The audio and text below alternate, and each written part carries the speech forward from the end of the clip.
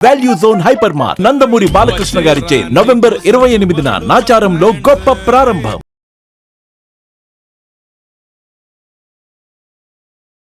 నమస్తే రమగారు. నమస్తే.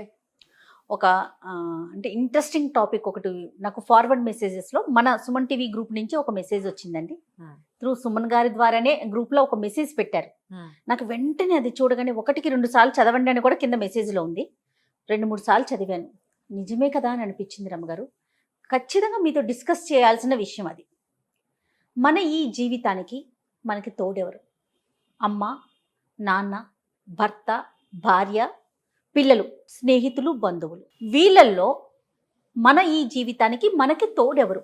మన జీవితాంతం మనతో ఉండేది ఎవరు? అది ప్రశ్న. ఈవెన్చువల్గా జీవితంలో కొన్ని భాగాల్లో కొంతమంది ఉంటారు మనతో పాటు కదా. అమ్మా నాన్న, పుట్టకతో అమ్మా నాన్న, కొంతకాలం మనం పెరుగుతుంటే మన బంధువులు, స్నేహితులు, వివాహాలు అయ్యాక భార్యో భర్తో, సంతానం కలిగాక వాళ్ళు కూడా వెళ్ళిపోయాక మనం పెద్దవాళ్ళం అయ్యాకో, వాళ్ళు రెక్కలొచ్చి ఎగిరిపోయాకో, ఎప్పుడు మనం ఎవరితో ఉంటున్నామో కూడా మనకు తెలియక జరిగిపోతూ ఉంటుంది. ఎవరో ఒకళ్ళు ఉంటుంటారు. కానీ నీకు వచ్చిన మెసేజ్ని ఆల్రెడీ నేను చదివాను. ఒక విచిత్రమైన విషయం ఉంటుంది జయ. ఇలాంటివి చెప్తే గవుక్కును జీర్ణించుకోలేరు. మనం చదివామనుకో, అదే 4-5 సార్లు చదివా, నిజం కదా, ఎంత బాగా రాశాడు అనిపిస్తుంది. నేను నోట్తో చెప్పాను అనుకో, ఏంటండి అలా మాట్లాడతారు అనిపిస్తుంది. సాధారణంగా రమ్మగారు నేను మెసేజెస్ని ఫార్వర్డ్ చేయను. ఫార్వర్డ్ చేయండి అని చెప్పి ఫార్వర్డ్ మెసేజెస్ వచ్చినా కూడా పెద్దగా అంతా స్పందించను. ఇది భలే మనసుకు హత్తుకుందండి. అది మీతో డిస్కస్ చేయాలని. ఇది చాలా కాలం క్రితం జయ కాళిదాసు ఒక కావ్యం రాశారు. అదేమిటి, కుమార సంభవం.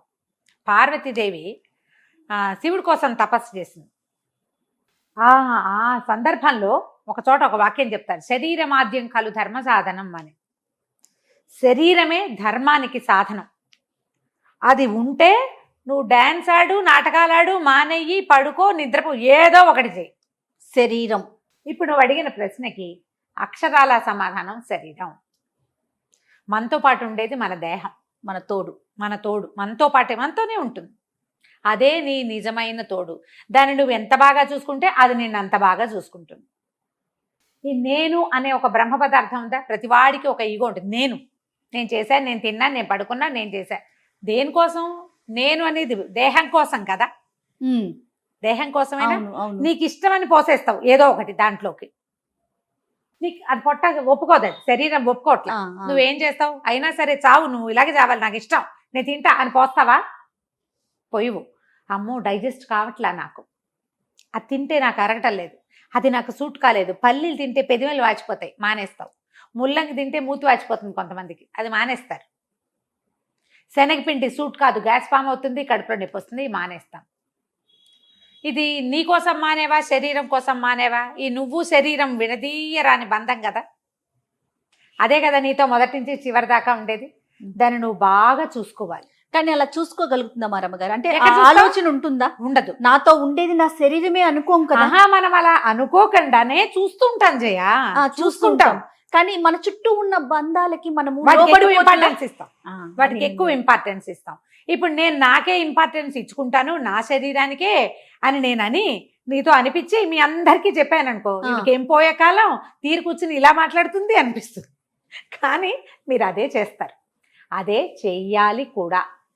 నువ్వు పొద్దున్న స్నానం చేస్తావు, సోళ్ళు శుభ్రంగా, నువ్వు గ్లిజరిన్ సోప్ కాకుండా మామూలు సోప్ పెట్టుకుంటే పెటపెట్లాడిపోతుంది, మండిపోతుంది. ఏం చేస్తావు? నూనె రాసుకుంటావు, లేదా క్రీమ్ రాసుకుంటావు, ఏదో ఒకటి రాస్తావా? అవును, శ్రద్ధ పెడతావు. శరీరాన్ని ఆవరించుకుని ఉండే చర్మం కోసం కొన్ని జాగ్రత్తలు వహించండి అని చెప్తారు. ఒకటి, శరీరం తాలూకు పనితీరు బాగుండాలంటే దీనికి హార్ట్ ఉంది, దీంట్లో అది పెద్ద అవయవం, దాన్ని జాగ్రత్తగా చూడాలి. హార్ట్ ఫ్రెండ్లీ కాకపోతే కొన్ని నూనెలు వాడద్దు. ఇవి నిరంతరము లోపలికి గాలి వెళ్తూ ఉంటేనే ఈ బండి నడుస్తుంది. కాబట్టి క్యాన్సరస్ అయినవి, తర్వాత ఏమో ఈ గాలులు అవి పీల్చకండి, శ్వాసకోశానికి మంచిది కాదు. దానికోసం ప్రాణాయామం చేయండి అని చెప్తాం. అది కూడా చేస్తాం కదా మనం. గుండె కోసం నడుస్తాం, శ్వాసకోశం కోసం ఫ్రెష్ ఎయిర్ ప్రాణాయామం చేస్తాం, చేస్తామా? అయింది. అక్కడి నుంచి కిడ్నీస్కి ఏవి పడితే అవి మాత్రలు అవి ఇవి వేసుకుంటే మీ కిడ్నీస్కి బరువు వేసుకోకండి అని చెప్తాం. కిడ్నీలు పని చేయట్లేదు అనగానే దాన్ని డయాలసిస్కి తీసుకెళ్లాల్సి వస్తుంది. డయాలసిస్ కంటే ముందు ఇదేమిటి, నువ్వు శుభ్రమైన నీళ్లు తాగటం, వాటర్ ఇంటేక్ ఎక్కువ చేయటం, ఇవన్నీ మనం తెలుసుకుంటున్నాం కదా జయ, ఖచ్చితంగా అండి. చేస్తున్నాం కదా. పిల్లలకి అసలు నీళ్ళు తక్కువ తాగితే నీళ్ళు తాగు అని పీడిస్తాం వాళ్ళని. అవును, అవునా. షుగర్స్ పెరిగితే బాడీలో ప్యాంక్రియాస్కి ఇబ్బంది, దాని ఫంక్షనింగ్ సరిగ్గా లేకపోతే మనకి ఈ ప్రాబ్లమ్స్ వస్తాయి. దాన్ని కూడా సెట్ చేస్తాం. లివర్కి కొన్ని సూట్ కావటల్లా ఈ తాగుబోతు వాళ్ళందరినీ చూస్తాం. అసలు ప్రతిరోజు తాగటమే ఒక పద్ధతిగా ఉంది. ఇప్పుడు అందరూ తాగుతున్నారు అంటాం కదా, అదొక అలవాటుగా మారిపోయింది. మీ ఇంట్లో ఒక 10 ఏళ్ల పిల్లాడు ఉన్నాడు, అందరు తాగుతున్నారని వాడితో తాగిస్తావా? పోనీ రోజు తాగుతారు, నేను ఒక్కనే తాగుతున్నాను లోకంలో, అందరు తాగట్లేదా అనే తండ్రులు కానీ, మగవాళ్ళు కానీ, ఆడపిల్లలు కానీ, పోనీ తల్లులు కూడా, నేను ఒకదాన్నైనా, సొసైటీలో అందరు తాగుతారు, పార్టీ సేక్. ఈ వాక్యాలు వింటాం కదా. అదే రెగ్యులర్. నీకు 5 ఏళ్ల 8 ఏళ్ల మనవడు ఉంటే వాడికి కూడా రోజు కాస్త పోస్తావు నువ్వు? పోయివు. నీ శరీరం అంటే నీకు అంత చులకన?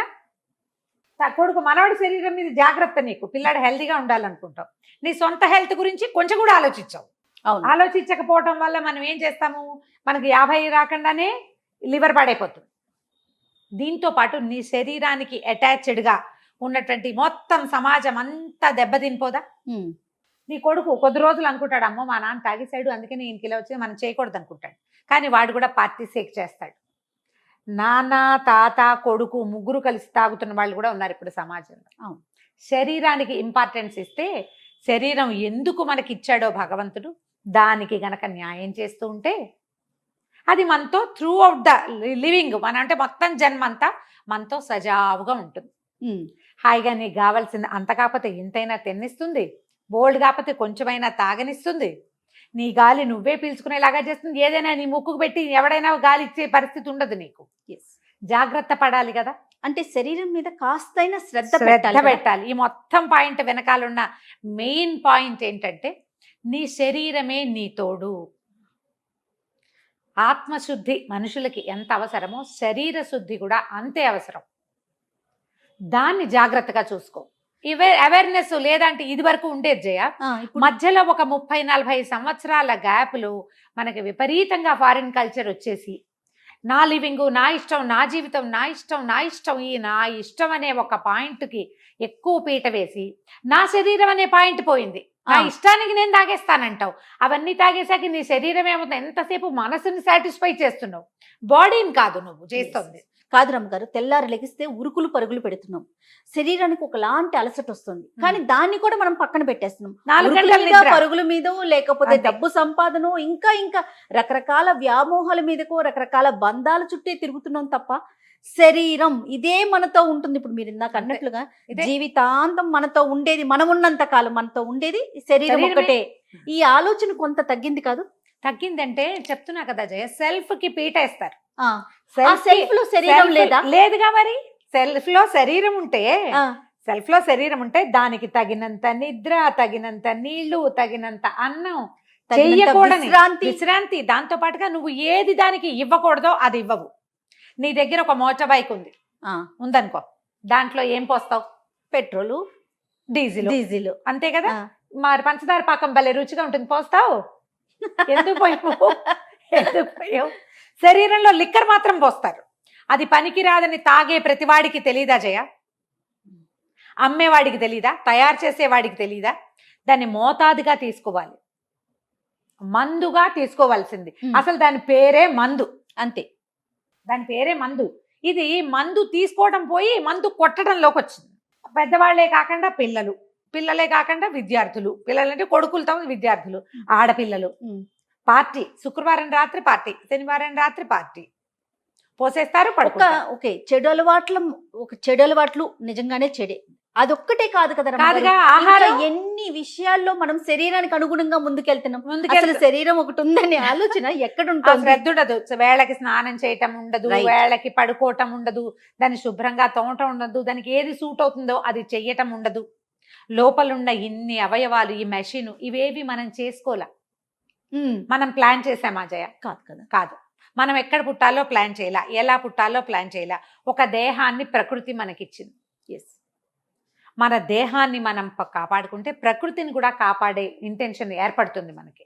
సో అప్పుడు మనం ఇంకొంతకాలం బతుకుతాం. శరీరం మీద ప్రేమ అండ్ శ్రద్ధ రెండూ చూపించాలి. ఖచ్చితంగా ఉండాలి. ఎందుకంటే నీతో చివరి దాకా ఈవెన్చువల్లీ ఉండే పీపుల్ కాకుండా అమ్మ నాన్న కొంతకాలము, పెళ్ళాం పిల్లమ భార్యాభర్తలు కొంతకాలము, పిల్లలు కొంతకాలము, స్నేహితులు, కొలీగ్స్, బంధువులు అందరూ కొంతకాలమే ఉంటారు. వాళ్ళు వాళ్ళు వాళ్ళ పాత్రను బట్టి వస్తారు, అంతే. వెళ్ళిపోతారు. సందర్భానుసారం ఉంటారు.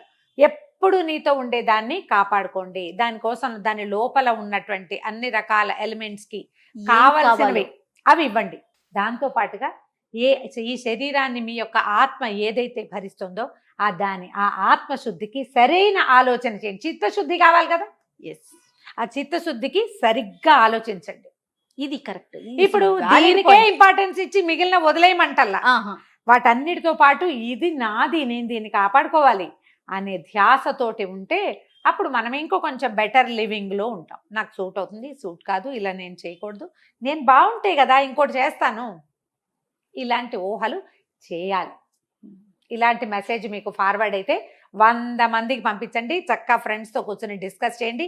ఈ వెధవ తాగుడు ఎందుకు, ఈ దిక్కుమాల తిండెందుకు, ఈ అడ్డమైన గడ్డి ఎందుకు తినాలి, దీని బదులు గాల్లో నడుస్తూ కబుర్లు చెప్పుకుందాం, ఎలాంటి విషయాలు మాట్లాడాలి, ఎలాంటి విషయాలు ఆలోచించాలి, అదే ఏ క్రియలు చెయ్యొచ్చు చేయకూడదు చేయకూడదు, దాని మీద డిస్కస్ చేయండి. చిన్న చిన్న గ్రూపుల్లో మంచి ఆలోచనని ముందుకు తీసుకెళ్ళండి. ఎక్సలెంట్ రమ్మ గారు. అంటే నేను ఏదైతే ఎక్స్పెక్ట్ చేశానో మీ వైపు నుంచి ఖచ్చితంగా మీతో మాట్లాడించాలని పూర్తిగా సమాధానం దొరికిందండి. నమస్తే. నమస్తే.